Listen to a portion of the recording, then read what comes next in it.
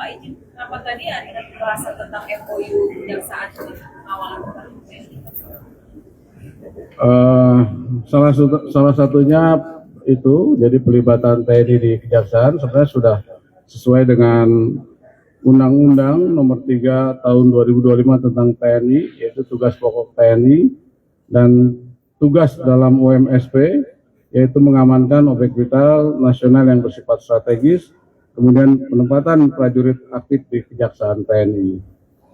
Kemudian juga ada nota kesepahaman TNI dengan Kejaksaan nomor 4 tahun 2023 yang isinya yaitu tentang pendidikan dan latihan, kemudian pertukaran informasi, kemudian penugasan prajurit TNI di lingkungan kejaksaan, kemudian penugasan jaksa sebagai supervisor di Otjen TNI, dan dukungan dan bantuan personil TNI, kemudian dukungan kepada TNI di bidang perdata dan TU, kemudian memanfaatkan sarana prasarana dan koordinasi teknis penyelidikan dan penuntutan serta penanganan perkara. Kemudian juga telah terbit Perpres nomor 66 tahun 2025 tentang perlindungan negara terhadap jaksa, yaitu pasal 2 dan pasal 4. Pasal 2 yaitu jaksa berhak mendapatkan perlindungan negara dari ancaman yang membahayakan diri, jiwa dan atau harta benda. Kemudian pasal 4, perlindungan negara dilakukan oleh Polri dan TNI. Komitmen TNI, kita bekerja secara profesional dan proporsional serta berorientasi kepada sinergitas kelembagaan dan dapat meningkatkan keamanan dan efektivitas penegakan hukum di Indonesia. Pak, terkait dengan Garut, Pak. Utara ada jaksa dibantu oleh orang tidak dikenal, apakah ini juga dimonitor oleh TNI? Ya, kita monitor. Ada laporan dari Pangdam kepada saya. Pak, izin ini kemarin Komnas HAM mengatakan dari hasil temuannya itu ada 21 orang warga sipil yang terlibat dari kegiatan pemusnahan amunisi ini. Nah ini SOP sebenarnya itu bagaimana sih Pak? Apakah memang melibatkan warga sipil? Sebenarnya kita tidak melibatkan warga sipil ya dalam pemusnahan bahan peledak yang sudah expired. Kalau tidak dilibatkan, kenapa korbannya ada sipil? Sebenarnya masyarakat sipil itu tukang masak dan pegawai di situ. Tapi katanya sudah puluhan tahun. Iya, pegawai di situ, tukang masak. Kemudian saya sampaikan bahwa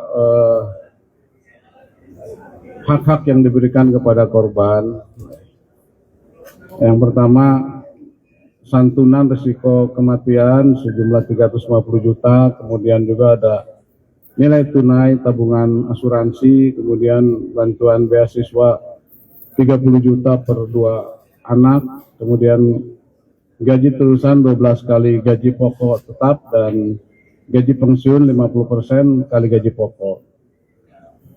Kemudian santunan kepada masyarakat juga sudah diberikan oleh Pangdam, Kasat, Panglima TNI, Menhan, dan Gubernur. Salah satu yang dibahas tadi adalah peledakan di Garut, di mana sudah saya sampaikan bahwa prosedur untuk peledakan sudah dilaksanakan sesuai dengan SOP, mulai dari satuan pemakai, munisi yang sudah expire, yang harus disposal itu dari satuan pemakai ke slok Kodam, kemudian dari slok Kodam dilaporkan kepada slok Angkatan Darat, kemudian dari slok Angkatan Darat ke slok TNI dan ke Kemhan. Kemudian selanjutnya apabila prosedur sudah sampai Kemhan, maka dari Kemhan akan ke slok TNI dan sampai ke satuan Gupusmu, yang satuan yang ditugaskan untuk meledakkan munisi kaliber besar dan kecil dan detonator yang sudah expired diledakkan di suatu tempat yang sudah disiapkan. Kemudian juga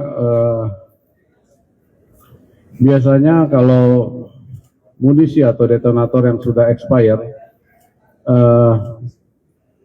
dia itu sensitif ya, sensitif terhadap gerakan, gesekan, kemudian juga terhadap cahaya, sehingga memang sangat mudah untuk menimbulkan ledakan. Demikian. Pak, apakah nantinya akan ada penutupan ledak di TKP, Pak? Lalu sudah ada saksi yang diperiksa sudah berapa? Dan apakah sudah ada tersangka dalam kasus ini, Pak? Sebenarnya memang tempatnya ini memang harus jauh dengan perkampungan masyarakat. Memang tempat itu sudah jauh sih dengan masyarakat, dengan kampung. Hanya memang yang tadi saya sampaikan, jadi munisi yang sudah expire itu memang mudah meledak, sehingga memang harus kehati-hatian, dan memang ini jadi masukan buat kita. SOP-nya nanti akan kita rubah supaya personil yang melaksanakan pemusnahan itu bisa aman. Kita koreksi ke dalam nanti. Mudah-mudahan ke depan tidak terjadi seperti itu.